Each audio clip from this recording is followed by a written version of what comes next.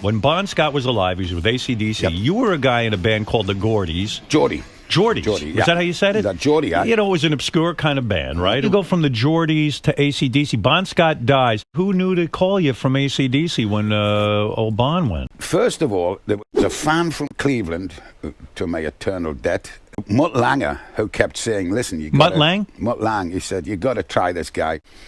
And Bon Scott himself unwittingly told the boys, he said, of all the rock singers I've seen in England, there's this kid called Brian Johnson. Yeah. And we played together, and we got on well, me and Bon. We just had a pint, and we went our separate ways, and I never saw him. But he just, you know, it was a very nice thing to say. So they put the three together and said, we've got to find this guy. So I got the telephone call in my office, and I went, who's this? And she went, this I cannot say.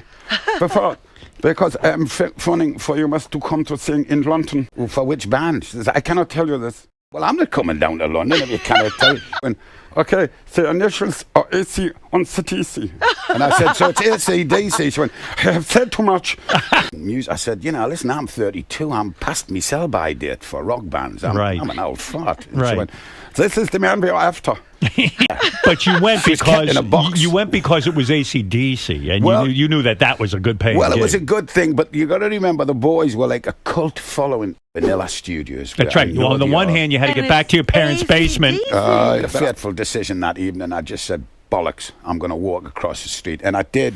Thank goodness. And I opened the door, and there was four guys sitting on chairs with big Marshall amps behind them, looking quite waiting for us, you know. And I came and I said, guys, and they said, are you Brian from Newcastle? I said, I am. They went, and I'll never forget Malcolm, God bless his cotton socks, came over and he gave us a bottle of Newcastle brown ale.